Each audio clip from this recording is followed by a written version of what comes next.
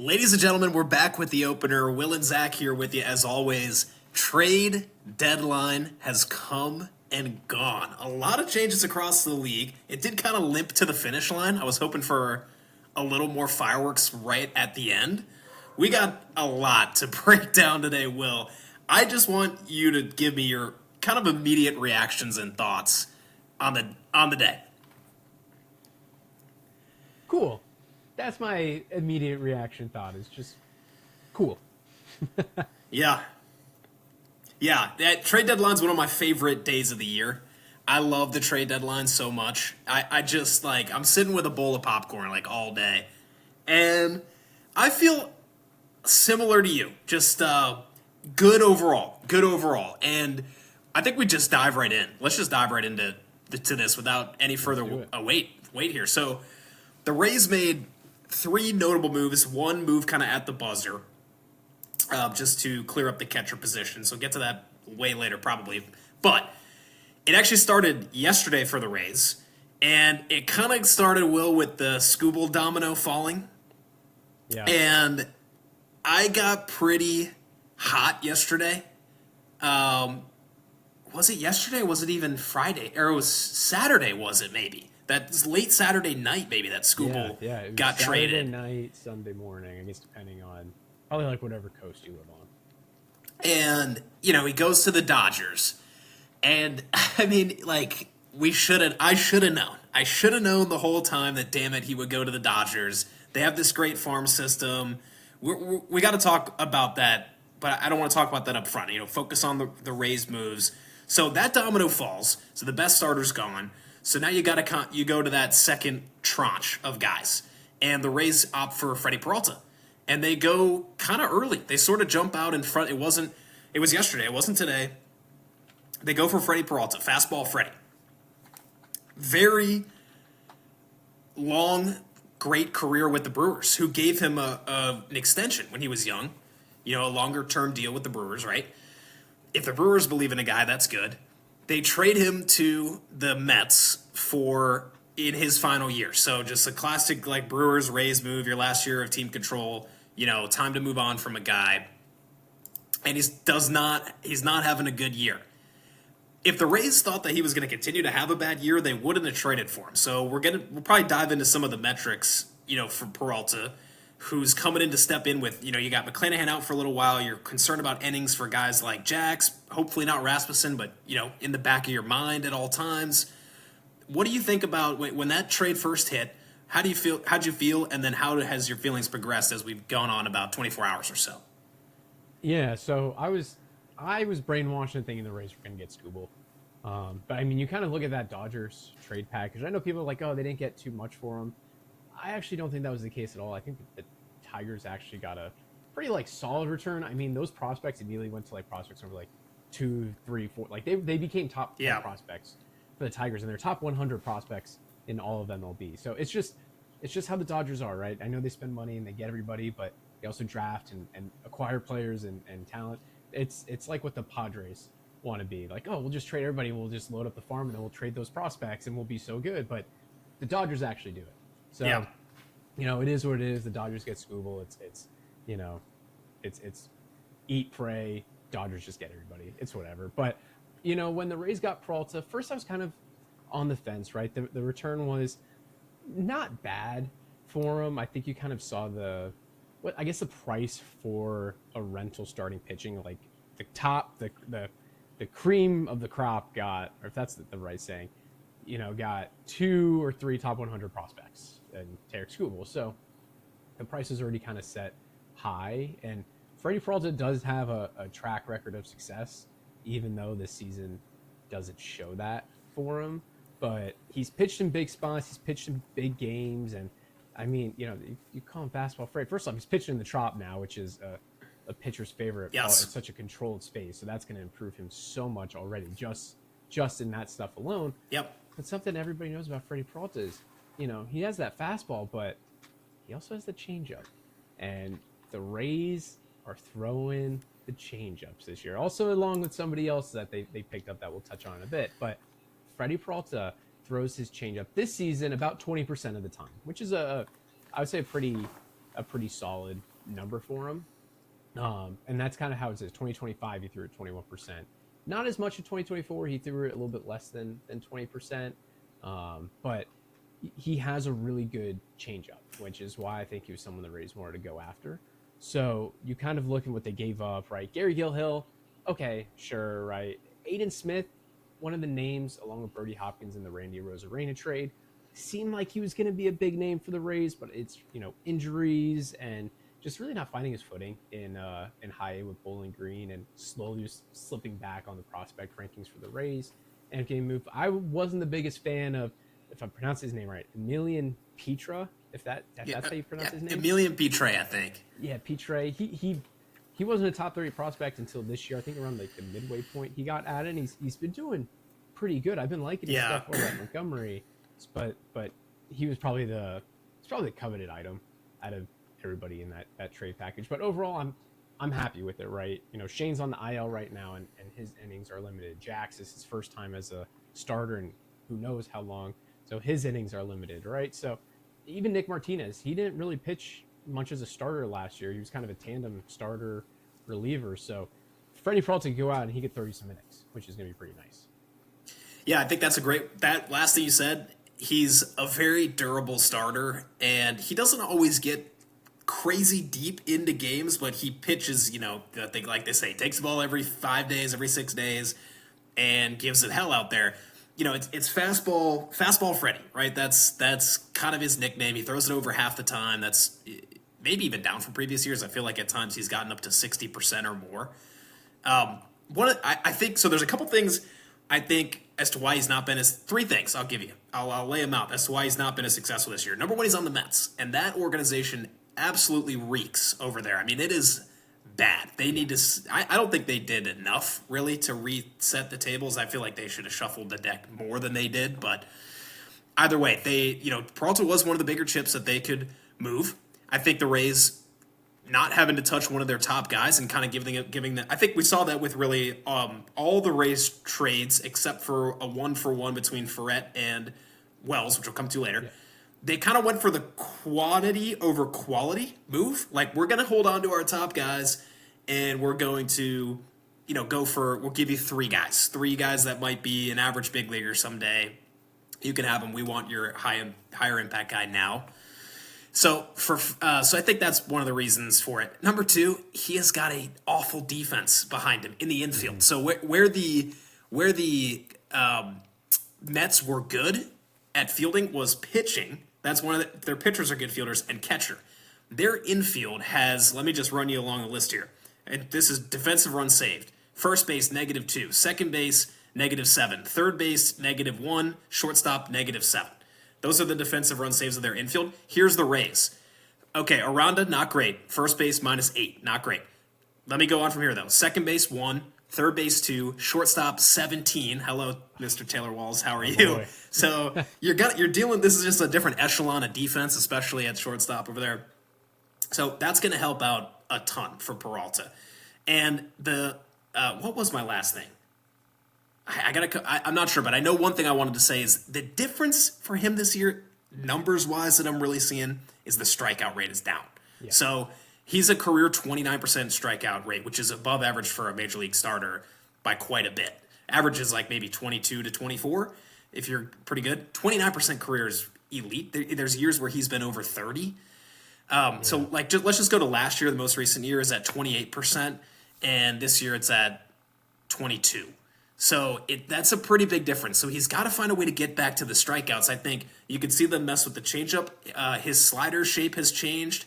It's not getting as much downward movement. It's getting a little more sweeping movement. Maybe the Rays mess with his slider change because think about the slider that Drew Rasmussen throws, where it's kind of a tighter sort of cutter-like slider. I think maybe they might experiment with that. I feel optimistic about this. If he has a 5 ERA the second half of this year, I'm absolutely shocked because this is a quality-proven starting pitcher for many years, and I think he's going to enjoy being with the Rays, who are kind of like the Brewers. These are sort of two halves of the same, two sides of the same coin, or whatever the phrase is. Like the Brewers are kind of the Rays. Yeah, I mean they're very similar organizations. Same pie. That sounds fun. Yeah, there you go. The same pie. And last thing I want to say, he is known as a great clubhouse guy. And I think that was important this year. That was important this year because there's a very good dynamic right now with this team. That's our 10th man on the field, and part of why we're so successful is how tight-knit this team is. So let me pass it to you, and then I got to take it back for a minute on Scooble. I wanted your reaction to that, though. Yeah, I think also when you look at kind of Freddie Peralta, it's what you touched on before is he's playing for the Mets, right? Who I feel like from day one, they had just not been a good team this year. They made all these moves in the offseason, right? They got Peralta, Luis Robert, they got Bo Bichette. They made these moves in the offseason to be good, but because of, injuries and just their actual play, like they just haven't been a good team since I feel like the very jump of the season.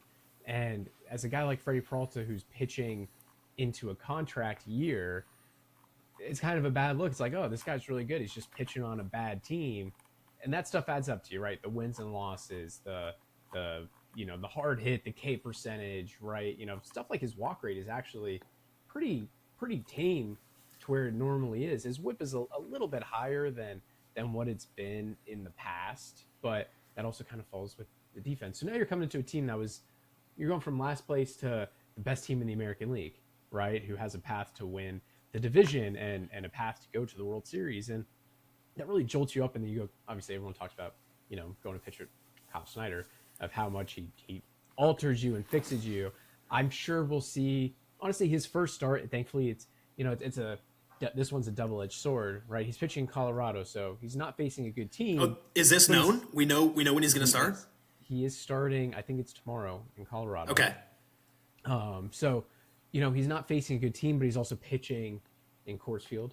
So yeah, it could be a little tough, but I wouldn't be surprised if Freddie Peralta, maybe his first start or second start, doesn't really look super exciting, because they're going to be working on stuff, right? They're probably going to be working on his arm angle and his release point and using that changeup a little bit more, and attacking the zone is a big thing that the Rays do, which I imagine that is going to be kind of part of it too, right? So I'm overall very happy. I feel like Scooble was the definitive number one pitcher you were looking to get, and I know there was Gosman, I know Detmers, there were some other starting pitchers, but I feel like Freddie Peralta, just from his track record, is probably was the number two. All right, I think he was two, and then Gosman was probably number three. Mize was in there for sure, who moved at the very end of the Padres. There, yeah. There's a couple. I mean, I got a couple things. So one more thing on Peralta is his extension is way down this year. So he's a guy who in years past, in his younger years, was 98th, 99th percentile in extension. So he was getting very far down the mound. He's got a weird release where he kind of steps towards third base and then throws across his body with massive extension. And I think that's a huge part of his success, is that funky look. His extension, so last year was 81st percentile. This year, 54th. So he's league average all of a sudden for a guy was known. That was one of his carrying cards, was his extension. So I don't know anything really about pitching mechanics to the level that to speak on this super confidently, but I'm just going to wager a guess that that's a little harder to change mid-season. That seems like a fundamental change. It's really weird, though. Why? How could that go down so much? I really don't know what's going on there. So let's keep an eye on that. You don't know what the Mets do, though, right? When he comes in, hey, you're extending a lot. You don't have to do that. Your stuff actually plays. You don't have to go that far out. It maybe stresses you a little bit. And I don't know. You have to be extending out. Knowing the Rays are just going to tell Peralta, hey, do what you normally do, and we'll kind of tweak you along the way. Yes, I don't think they're going to do anything too crazy. Maybe a little bit of usage, maybe some slight changes to the shape of a slider or changeup. That's really what I'm seeing, what I would guess. But let's see what happens. Point, he's at the lowest where his arm angle is the lowest I think it's ever been in his career. Right, he's releasing at 33 degrees, and we could take, if we want, his 2025 season, where he was arguably, last season he was great. That was 38 degrees, and you take his other All-Star season of 2021, that's 37 degrees, which doesn't seem like it's a big deal, but in terms of baseball and numbers, where it's really inches and little things that make the difference, that could be a big difference maker. That and Yeah, like you said, his 5 degree extension. change. Yeah, 5 degree change. I mean, there's something to that. That could be definitely impacting some of his shapes. Like you think of Yeah, the slider, that might be where it's coming from. If you're coming more over the top, think of Pete Fairbanks' slider. That was almost a curveball, yeah, but that's because he was straight over the top. Think of Kevin Kelly's slider. Well, it's really a sweeper or a slur because he's throwing sidearm. So maybe that actually, you might have cooked on something there. That maybe that slight drop in the arm angle could be why some of the shapes of his pitches aren't the same as they were. yep. Very interested to see. It's going to be a lot of fun, no matter what. Which, at the end of the day, isn't that what this is all about? So, all right. So I got to get a little rant off on just. So we.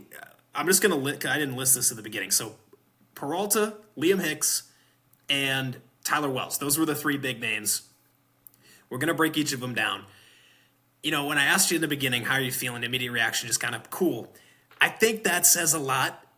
I'm a little disappointed at when we talk about Hicks, that was good. That was really good. But I just don't. If this is not the year to push in more chips, I really don't know what is. I really don't. At this point, I can never. I should have known this, but I let myself believe that this year we would go for some larger targets. Will I let myself do it, and I can't help it. I can't help it. That's just how who I am. But who I am might be changing because, like, what the fuck, dude? You have so many good prospects, and maybe 2 of our top 10 become above average major league players. Gillen's got a really good shot. Flewelling, Bodine have really good shots. Brody Hopkins, if he can find the rectangle in the middle, Big one right the there. plate, really good shot, right? Like, there's some good names in here. Like, why did we not? Why was there not a rumor that the Rays offered a fat-ass package to the Dodgers for Tarek Skubal and they turned it down? Why was that? And of course, it's a rumor, but, like, there was not even a peep. I know they said we were trying, but, like, were we really? It's just so, I don't buy into the whole collusion thing. I don't buy into that at all. I think all these owners and teams want to win. I think that's a funny thing to think, but I just don't buy into that. But and here's the other thing is, okay, Skubal's one thing. You knew he was 99% going to get traded. We don't get him. Where was the move like the Red Sox made, where they fucking went for it with big names and went for Adley Rutschman? Like, what? Why was there not a similar trade by the Rays for Xavier Edwards or C.J. Abrams? You can make these guys available. You can make them available by giving them by overpaying with an overwhelming package. I think the Rays organization, if it's not the most well-run organization, it's in the top 3 in the MLB. I really do. But I just cannot wrap my head around how we didn't go turn the dial up to another notch this year, Will. I don't know what your thoughts are about that. Yeah, my reaction is cool because I wasn't ecstatic.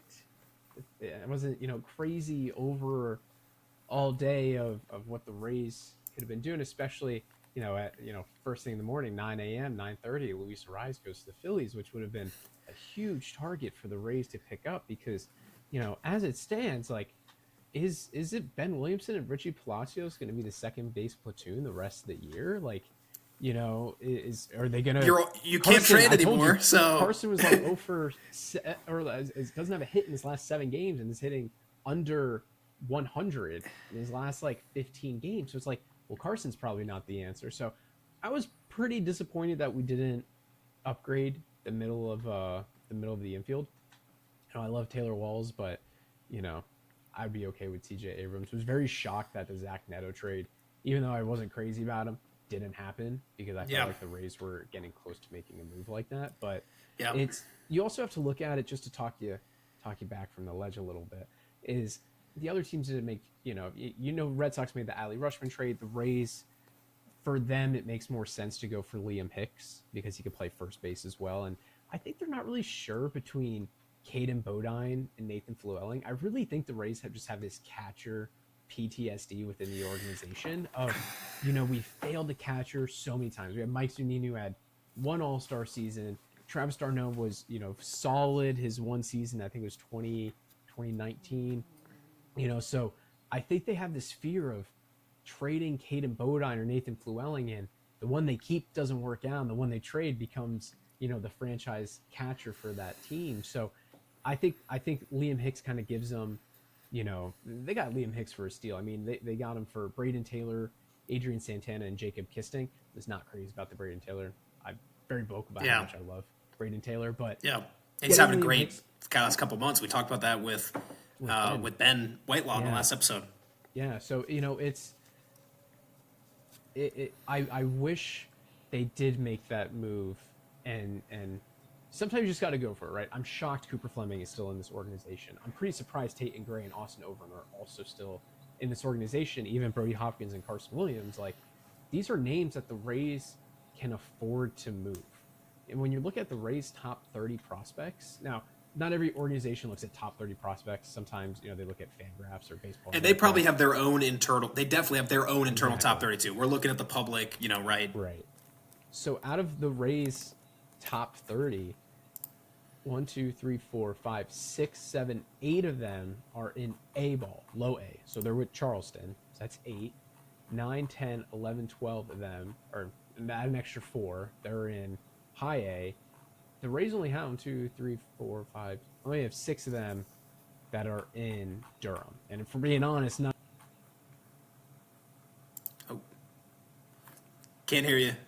Lost your mic, Will. I'll keep running it here just for a minute. Yeah, they didn't really touch any of their biggest guys. I think Right.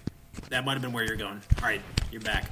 Yeah, so that's what I was going. Is looking at it from a Rays fan standpoint, like, okay, like, we kept some of our big prospects. I guess that's nice, right? We didn't move Theo Gillen, and we still have Caden Bodine and Nathan Flewelling, which is could be a good thing. But you're kind of then looking at it like, well, we still kind of have some holes in the lineup, right? Especially at the middle infield position.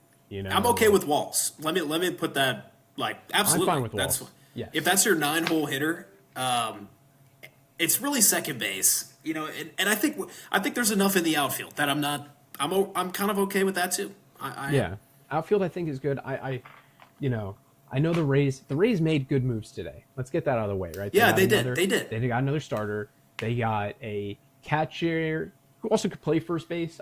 Let's talk Liam Hicks like a whole section. We'll do him in a second. Yeah, and then they got a relief pitcher, right? So they got needs that the team can use, and they're going to be good. But with how reports were about the Rays were one of the more aggressive team and how deep the farm system was, it feels like it kind of feels like they were, I don't know what was going on behind the scenes, if they were trying too much or felt content or what, but you kind of expected that big move for the Rays to make. 100%. Rays moved 3 of their prospects for their 3 of their top 15 prospects for Xavier Edwards, for CJ Abrams, even Zach Neto, like someone that was available that they could have spent and got, but essentially they probably chose not to get him. But then the other team also possibly were just like, we're just going to keep him. We're going to hang on. Yeah.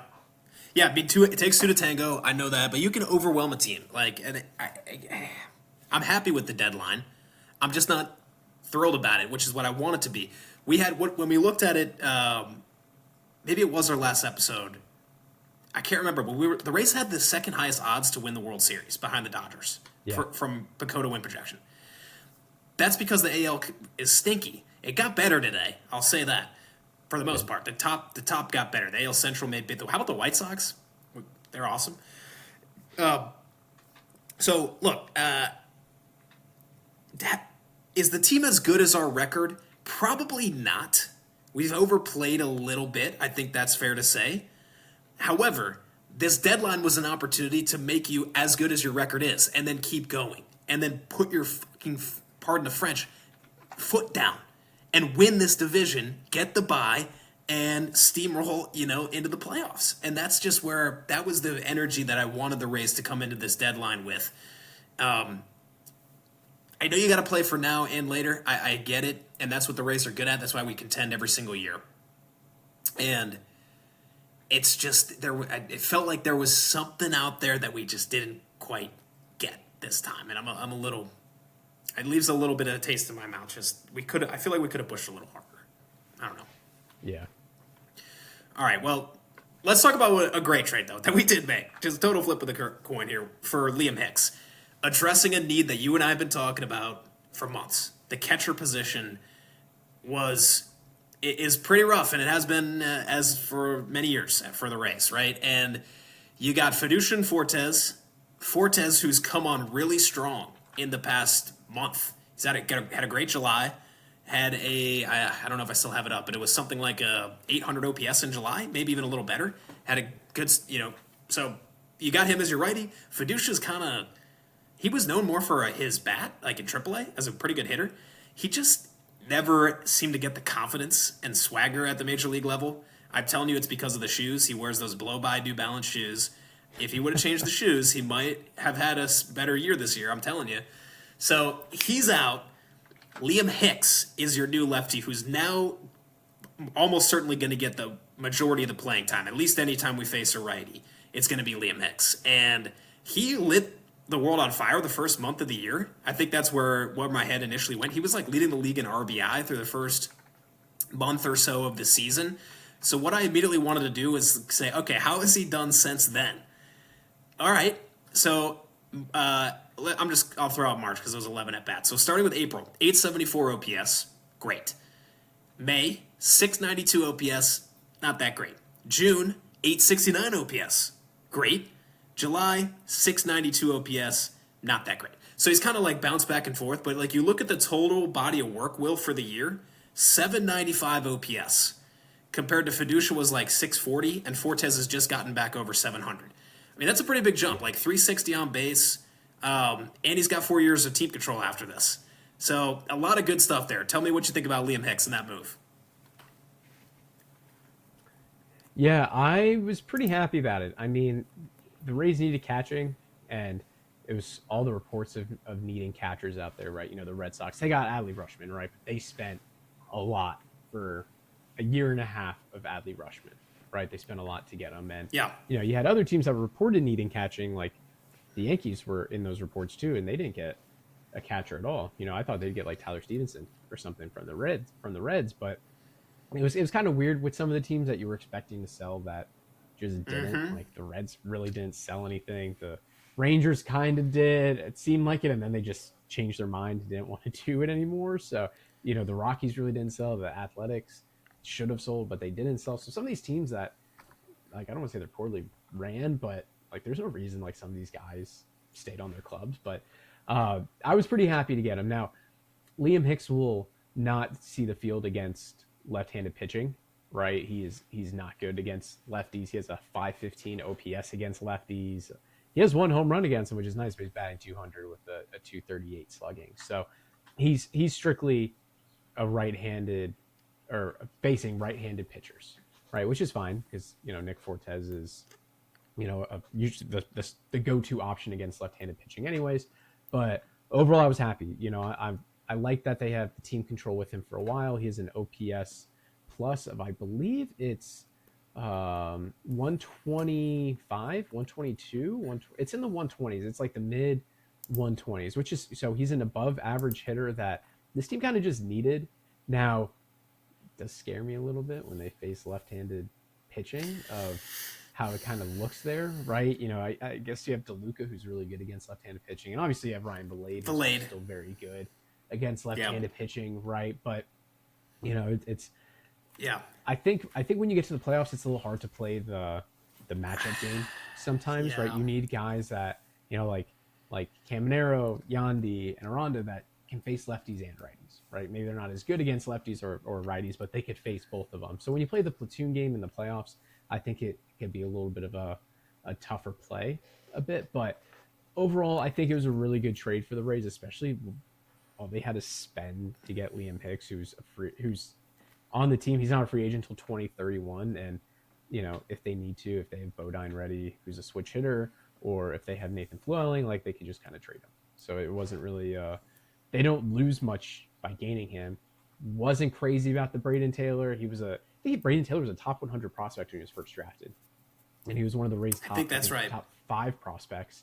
And he's just like, he had such a bad year last year, and seeing him just burst on the scene again, having an 800 plus OPS, almost like 20 home runs in Montgomery.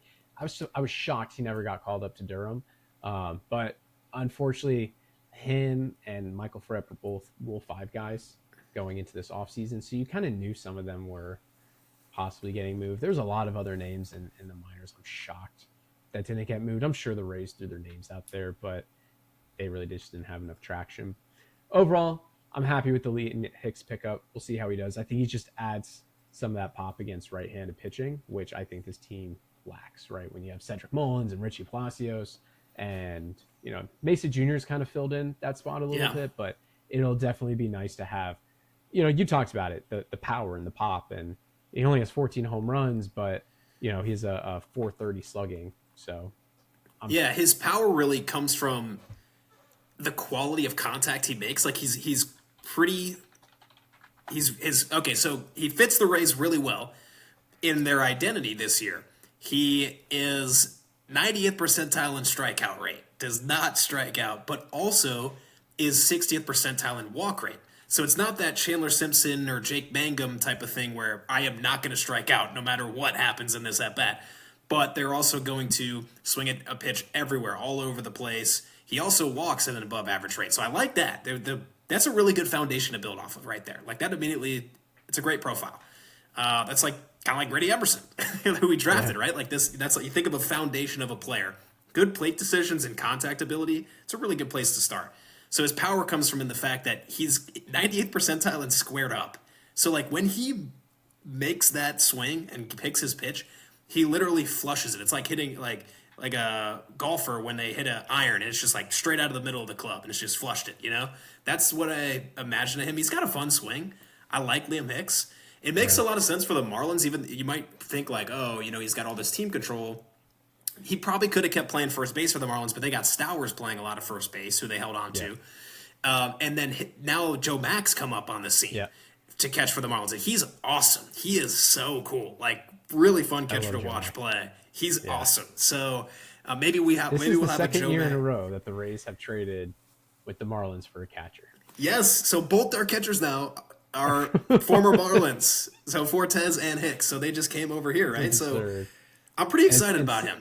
Something fun to note with Liam Hicks, not to cut you off. He's kind of like the opposite of Isaac Paredes. All of his home runs this year and all of his home runs last year were all to the pull side. Yes. Like Isaac Paredes was. He doesn't have the juice to go oppo.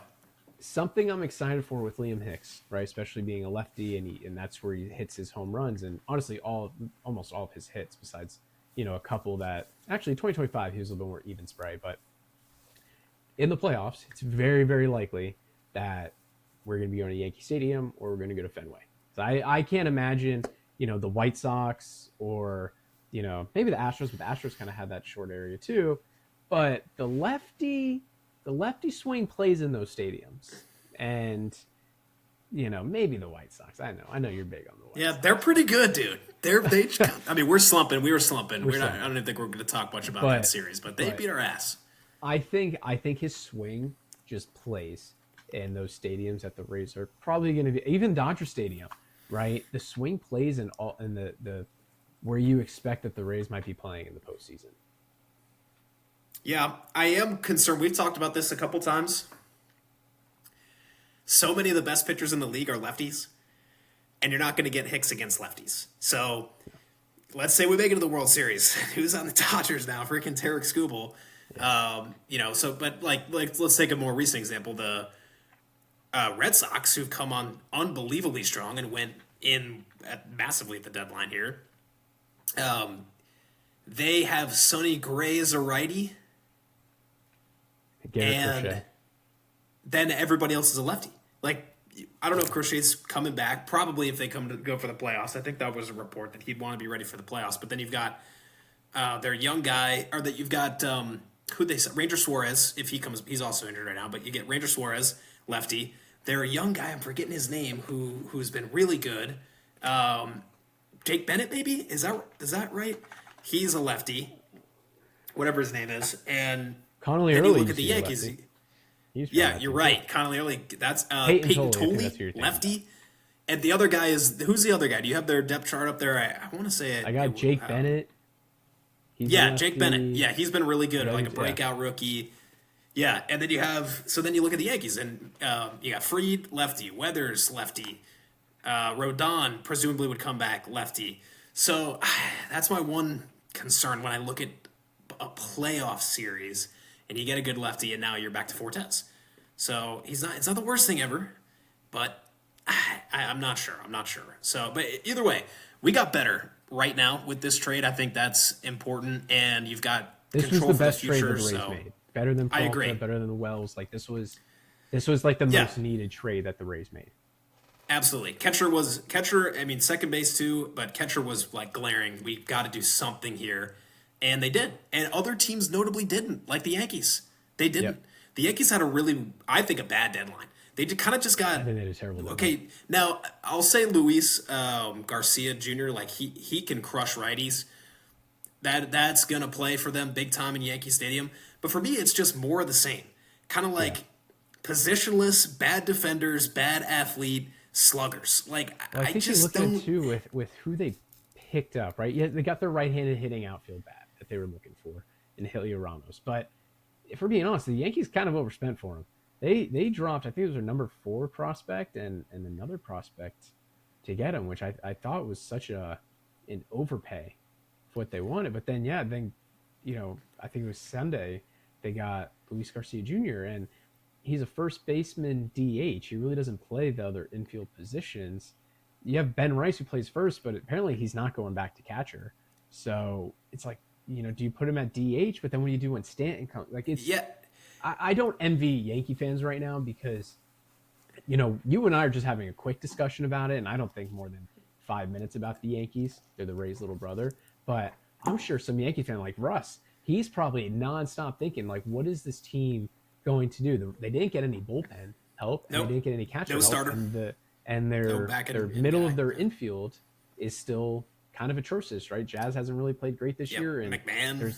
there's McMahon's not very great, and there's this whole thing with Volpe versus Caballero, and it's like that's what you're arguing on your team of who's better, Volpe or Caballero? Like, what? The answer I think is Caballero. Like I think it's I think at this point, I think it's Volpe if I'm being honest. you think it's Volpe? Okay.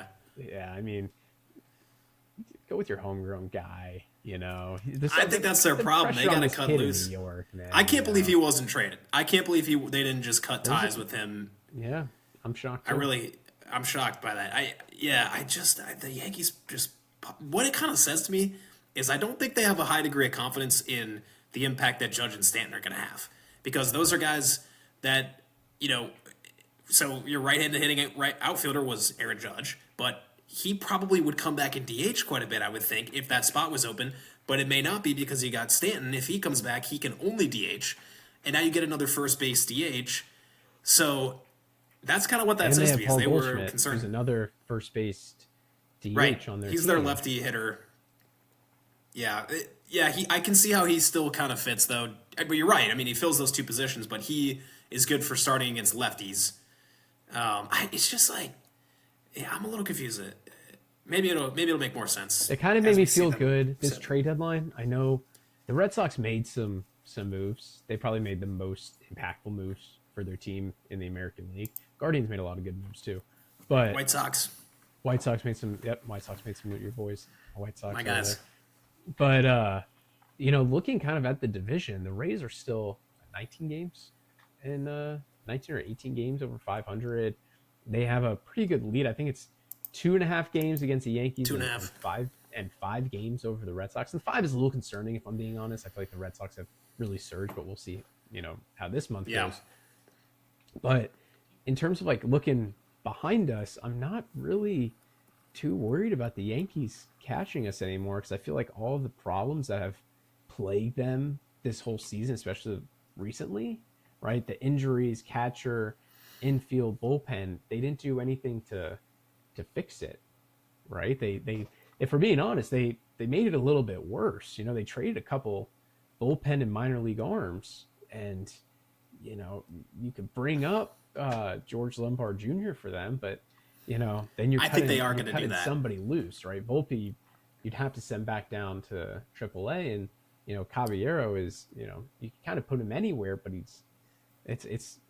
it's kind of a headache for the Yankees It right is. now. They keep getting now. They did. I thought the Caballero move for them last year was actually genius. That's like more what they needed, but they just keep doing the same thing of just like kind of unathletic, poor defender, doesn't have a quite position, but has some slug in him. Especially if he's a lefty, they're like sign me up. It's made them successful in the regular season, and they've been a team that can make the playoffs, and they made it to the World Series in 2024. But like, there's just kind of an underlying thing going on there that I just fundamentally don't believe in. It's really weird. It's like yeah, I don't know. So that's Yankees corner. Go check out Talking Yanks for whatever meltdown they're probably having.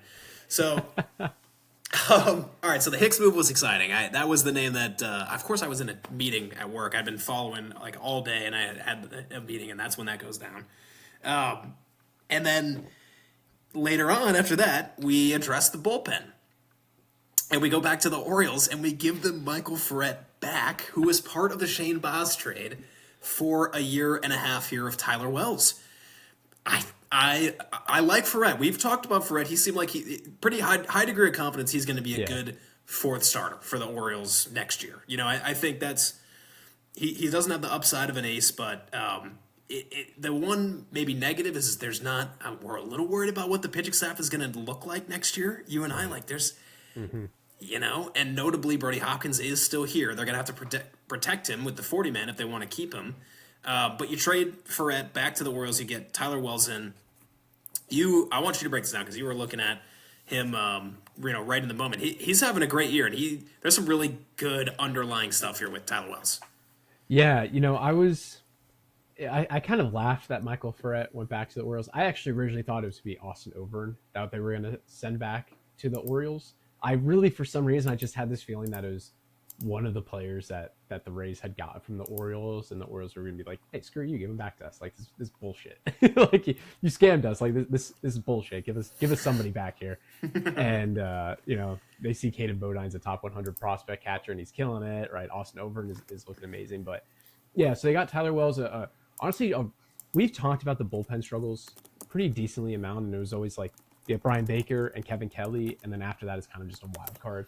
Right, some guys have stepped up. Clevenger can be great, or he just can't find the strike zone and he just hits batters.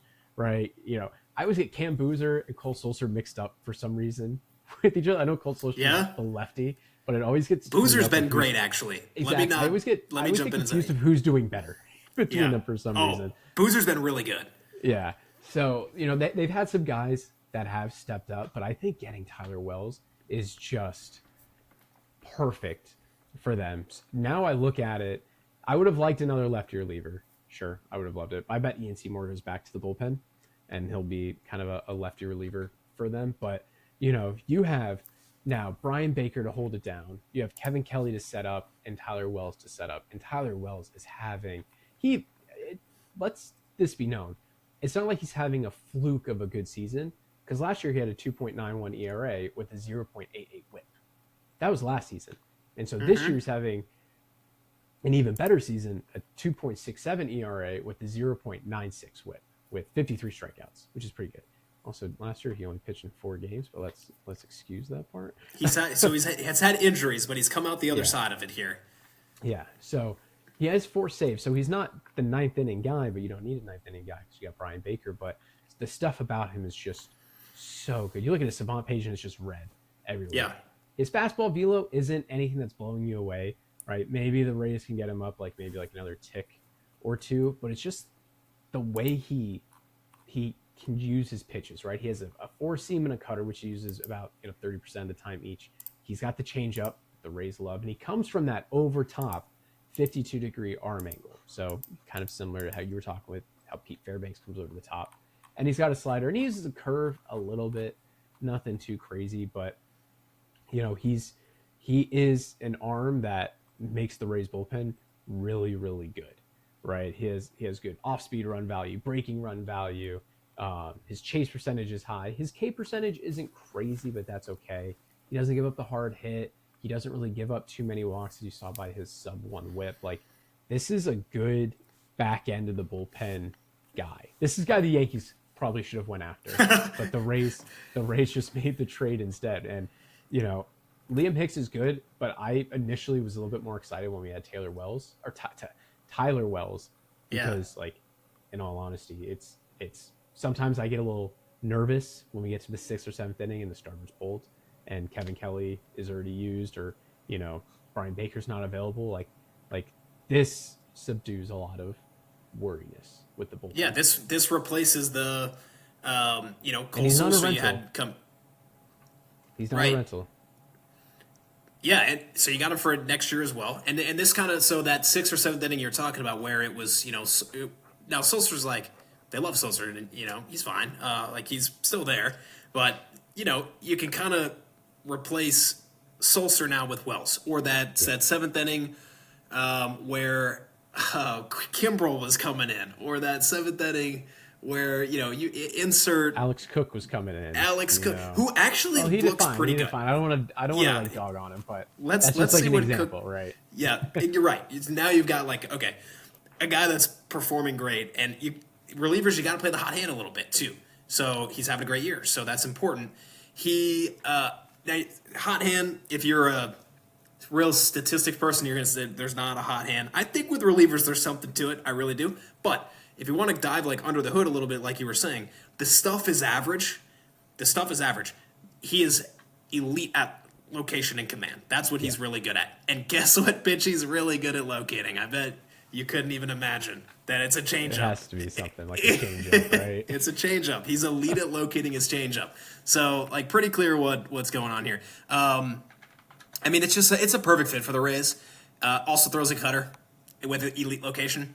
He's literally, they don't have to do anything with him. They can plug him right in, and he can continue to do what he's doing. And instead of doing it for the Orioles, he's doing it for the team that's leading the division on the other team that he was playing for. So, yeah, I mean, I'm excited about Wells. I think this is good, and I think when you look at, like you laid out, you look at we've got 4 guys now that I think I'm feeling pretty good about when they come into games, and you've got Manrod getting ready to join us in the next 2 to 3 weeks, maybe shorter. I don't know, actually. He's in Durham right now, so he's kind of getting there, right? He's doing his rehab. He's in Durham. He's as close as he can get. I'd say probably like 2 weeks until we see him up, just making sure everything's good and the velocity and the competitive spirit is there. But yeah, he's another guy that just immediately comes in and makes his bullpen better. Yeah, so I think you look at this deadline, the team got better. I mean, that's great. I mean, that's what you need to do as a contender. Did we go in as much as I would have wanted us to? No. And I hope that okay, let me just go over to our top prospect list. Okay, let me get this on the record. Let me get this on the record. Okay, here's our top 7 prospects, because the 8th is Michael Ferret, who's no longer there. Theo Gillen, Nathan Fluelling, Caden Bodine, Cooper Fleming, Brody Hopkins, Jacob Melton, and Tatum Gray. Remember those 7 names, and let's check back in 3 to 5 years on where we are, and we'll come back to this deadline, and we're going to maybe say I hope I'm wrong, but we might say to ourselves, we could have landed Tarek Skubal, and these guys didn't work out. These are high-quality prospects, don't get me wrong. I like them. I love them. We've got such a good chance to win it this year that I wanted to see something truly jaw-dropping come across the wire. So, I don't know. Yeah, those were the big 3. And then we got a clear space at the catcher position, so the Rays send Fiducia back to the Dodgers for outfielder Jack Sawinski. I don't really have any notes on this. This came across the wire very late. Yeah, Pirates legend Jack Sawinski. They needed space. I'm sure the Dodgers have a sweet spot for Fiducia, so and you don't know with Will Smith if he's coming back or what's going on with him. So they said, yeah, just sure, just give him back to us. You could have this old outfielder that had one good season and do what you want with him. Yeah, so not a whole lot to that one. The Dodgers actually, I'm surprised they didn't fight a little more for a catcher, because Will Smith might not make it back this year, and they got a noted malcontent back there, Dalton Rushing. Nightmare blunt rotation. Dalton Rushing and Wilson Contreras. That's nightmare blunt rotation. And Jarren Duran, throw him in there. Who else Yep. is in the Nightmare Blunt rotation? Just some Manny malcontents. Machado. I'll throw Manny Yep, Machado in get there. him in there. Just Get a him in that group. stinker.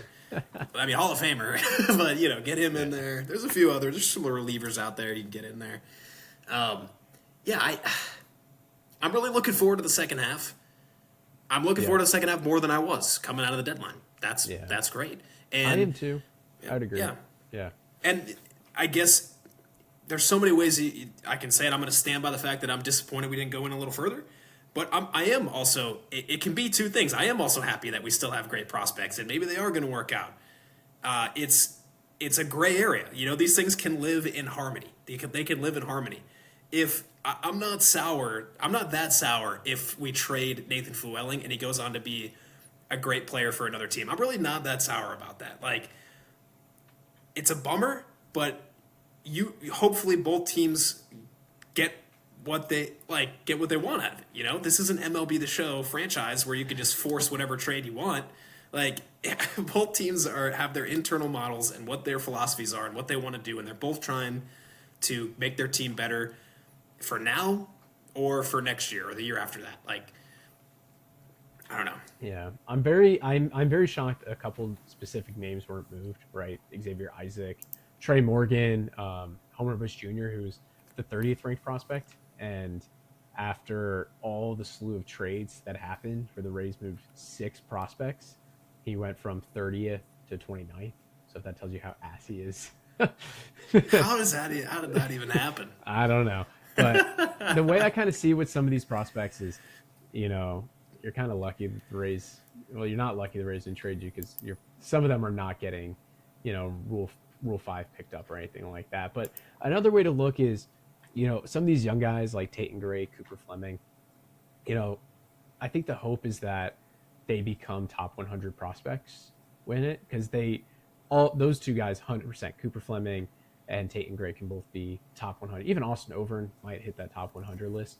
So my thought with that is, maybe they didn't command enough value for maybe a rental, or by themselves at least for one of the rentals, or someone like Xavier Isaac that has longer control. But imagine next season you have all these players that graduate, and next thing you know, the Rays can kind of do a Scooble-esque move and have 2 players that are in the top 100 that are not Theo Gillen and your 2 catchers, and maybe have a little bit more weight to some of those trade moves, right?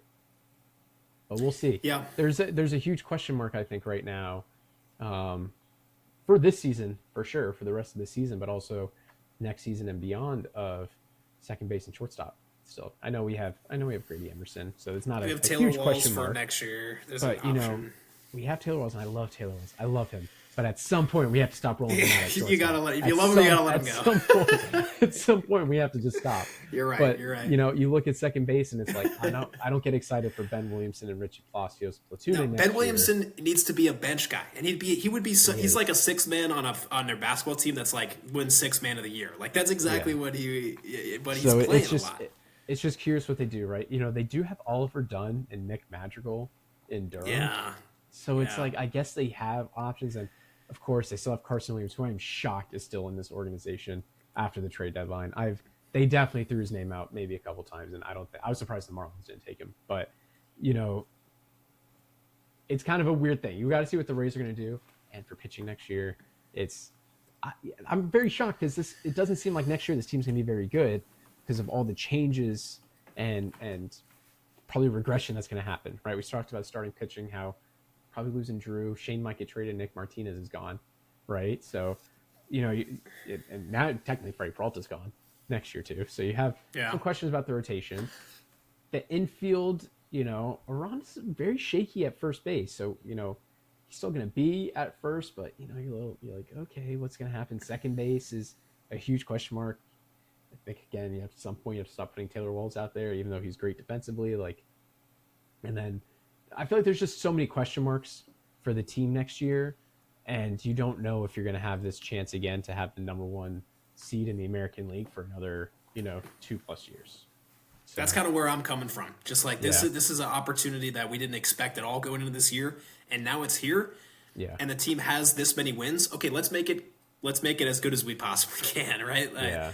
And Yeah, just me ranting on, like, Theo Gillen yeah. Go could ahead. be on the opening day roster next year, and Brody Hopkins and Jacob Melton could all be on the opening day roster next year. It's very, very possible that all happens. Theo Gillen might get called up to AAA at some point this season with how insane he's been with Montgomery. Let me just fill you in case people listening don't know. In 27 games, he has a 935 OPS. He's batting 287, and he has 6 home runs. This is his first 27 games in Double A. It's absurd. I get why. By the way, trading. a lot of times the best pitching is in Double A as well. That's It notable is. because there's a You lot of saw guys Michael like Fred, how good he was in Double A, yes, right? So yeah. A lot of times the best pitching is in. Look at Brody Hopkins. It's also a different ball. It's Yeah. also a different ball. So that's like low Which is key weird thing they people do doesn't that. talk about. I Baseball know is it's so baseball, weird. you know? It's so weird. But Yeah. you kind of have some of these guys that are probably going to be on the team next year to start off, but the amount that are being added do not outweigh the amount that you're kind of losing. So we'll see what they do. I'm excited for the second half. I mean, how can you not be? This team's in a spot to make the postseason and win the division. But I don't want to be looking in October and we're sitting here and the Rays just lost game 5 of the ALDS or game 6 of the ALCS, and we're like, hey, the offense just didn't do it, right? They were missing that piece in the lineup that they could have gotten at the trade deadline. Yeah. I'm really excited for the second half, and I just let's keep pushing forward. Let's take some momentum from this deadline, which we have. We got momentum from the deadline. We brought new guys in, and they're good players, and so they always seem like really good fits for the Rays too. And I think these were smart moves. I just don't think they were aggressive necessarily. So let's see what we can do in the second half. I think to your point, some questions were answered today. Just before we kind of, I don't know if you want to talk about the Rocky series or anything else, but one thing I want to say is I think some questions were answered because we did trade away some Rule 5 eligible guys, like Braden Taylor was Rule 5 eligible. Michael Ferret was Rule 5 eligible. Michael Ferret, Gary Gill Hill. Mm-hmm. So a few of the Rule 5 eligible guys are gone, but they're still Rule 5 eligible. I don't know if he is. He might be. I know he's still only in high A, but he might have been. I'm not sure. I might be able to tell you real quick. The Rays have a slew of Rule 5 players this offseason, so you knew that those would probably be the names they threw out there first. I don't know if he was or not. It's not on this list here, but what I do have is guys that we still have on the team that are Rule 5 eligible. I want to list a few of them. Brody Hopkins, for sure going to get protected. They're going to continue to let him try to find the zone. Ty Johnson, I also am pretty confident he'll get protected and probably, yeah, he could come up this year or be in our bullpen next year. Santiago Suarez, I don't think he'll come up, but he could be like the Trevor Martin of next year, or the guy who comes up and fills in when we need. Xavier Isaac, that's pretty notable. I think they will protect him or trade him in the offseason. TJ Nichols traded. Yeah, he could definitely get traded. Especially with the William Hicks ad now. You don't really have a spot for Xavier Isaac. So if the Rays just feel like Jonathan Aranda, they got to move him, I feel like they'll just put... I think Aranda's here to stay for at least a couple more years. Now, the question is Yandy coming back? Does Jonathan Aranda end up... This is so far... This is impossible to predict, but here's something to chew on this. Is Yandy not going to be here next year, which would really be sad? Then Aranda's your DH. Liam Hicks is your catcher, and Kata Bodine is Liam Hicks is your first baseman, and Kata Bodine is your starting catcher. I mean, I don't know. That's impossible to predict that right at this moment. The other guys, Trey Morgan, I don't see him. I think he's going to be picked up by somebody, maybe the Marlins, and then Homer Bush Jr. I think you mentioned him. So, yeah, I think we got to have room. It's a good thing a few guys are coming off our books. Quite a few, because we're going to have plenty of room for these guys that I think we're high enough on to give them a shot. Man, it is going to be a crazy offseason. I can't even think especially with the CBA and the negotiations that are going to go on. This is going to be a crazy offseason for the league as a whole and the Rays. Influence some of the deadline a little bit of the possibility of a lockout, which is why I think some rental players were probably a little bit more expensive than you would expect them to be, because of the idea that you might not play next year. But you kind of look at some of these teams, like the Angels sold, but they didn't completely sell, right? They did better than I would have giving him credit for. They did what they should better. have done. Yeah, They did, yeah. you know, they probably should have moved Zach Neto, for being honest, but it wasn't like they didn't really have to move him, right? He'll probably still have value next season if they want.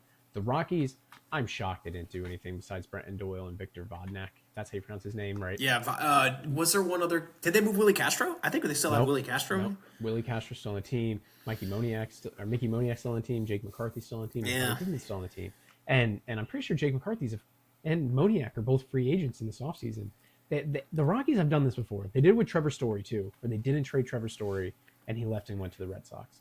All right, this is I don't want to kind of talk bad about all these teams, but that's bad organization running, right?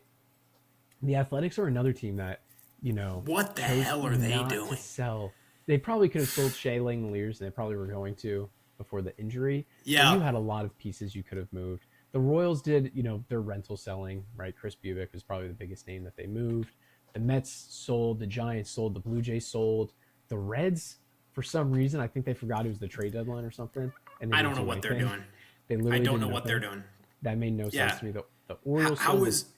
How was Hunter Green? Team was interesting.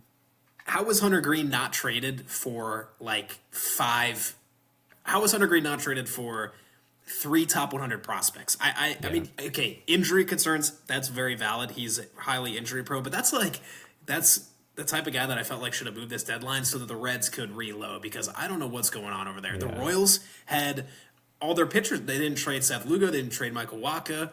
They did trade Chris Bubich, I think, to the Dodgers. I'm pretty sure that happened. He's injured, but sure, let's just get... I meant to say the Brewers, they didn't get Skubal. They got so many pitchers. They got They did. They got Dustin May. They are crazy, dude. They are crazy. They got Jojo Romero, also lefty from that pen. Literally, there's not a pitcher on the Brewers roster that isn't absolutely filthy. Like, it's incredible, like, the amount of pitching depth that they are going with. I'm excited to see how this season plays out, because if you're a team like the, Athletics, it's why didn't you sell? Why didn't you do anything? Doesn't make sense. All right, same with like the Rockies, but you're kind of I like looking sometimes more at these bubble teams, especially this season. Like the Orioles, they conceded, right? The Orioles were smart. They did what the Rays did last year, where the Rays were maybe like 2 or 3 games from the wild card and said, we're really not that good of a team, guys. Like we need to start moving some guys now, and we'll make up for it. And look what happened. But you have teams like the Mariners, who are 3 games under 500, the Tigers, who are 4 games under 500, and the Rangers, these teams that are, 2 or 3 games from a wild card spot that chose not to sell. I wonder, like, just how that's gonna impact the team moving forward. Like the Tigers not trading Gleyber Torres, like, what is that going to do for their future? The Rays could have given them some guys for Gleyber Torres. Yeah. And the Mariners, I know they picked up, but they didn't move George Kirby, they didn't move Randy Rosarena. Like they had Luis Castillo. Guys. They just moved Luis Castillo. So we'll kind of see, like, this is the trade deadline is always what separates the good teams from the bad teams, and not just because the good teams get better and the bad teams get worse, but also shows, what teams are realistic about, the front office is realistic about their teams and not just thinking like, oh, we could come back. There's a chance, it's, the Nationals, they sold they traded Foster Griffin, right? So some of them, sure, but Marlins, they realized too. I keep going on about these teams. The Rays had a solid trade deadline. I wish they did more. You wish they did more, but we'll kind of see how it ends up playing out, especially in the offseason. That's when a lot of other guys end getting moved for prospects. Yeah, I think you summed it up nicely. I'm not going to open up another can of worms here, but I was shocked by the Blue Jays getting Soriano. Mm-hmm. Felt like a great name for the Rays to get. That the Blue Jays were a team that was looking to get rid of their rentals, but also get players that they had control and that's over. What they did. And Soriano was the perfect name for that. Yeah, they gave up. I think it's their number 1 prospect, Arjun Nimala, who I want to say is a Florida guy. Is he? I don't know if I can get this. Tampa, Florida. Hey. Went to Strawberry Crest. Yeah, so I think he was their number 1 prospect. And so I don't know. I mean, that was kind of the move that was the type of move I was hoping that we would do. Yeah. That was the type of move I was hoping we would do. Like, trade a top prospect for a guy who's good now, and you've got a little bit of control. So I'm still happy, and I'm looking forward to the second half. Thanks as always for listening to the opener. Let's see how things shake out. We're going to continue to keep pumping out episodes, and as we push closer to the playoffs, hopefully the Rays stay in first place. We got the Rockies kicking off tonight. Need to win this series, and I always am interested to see what goes on in Colorado, because it's like they're terrible, but they have awesome fans, and the vibe is always great there. I love the stadium. I love the stadium. Every time sick. I've gone to Colorado, I checked out the stadium every time. It's so cool. It is so cool. So, all right, Will, you got anything else before we get out of here? I just want everyone to realize, right, just because the Rays didn't make their moves today doesn't mean that they don't think that they could win, right? They made moves that they should have made. They kept prospects that maybe they should have traded, but don't think like the Yankees fans where you didn't upgrade anything. The Rays made upgrades, right? And it's good. The Rays are in first place, the best team in the American League, and keep that vibe moving to finish out the last 2 months of the season. Okay. All right. Well, thanks for listening, and we'll be back soon here on The Opener. Peace.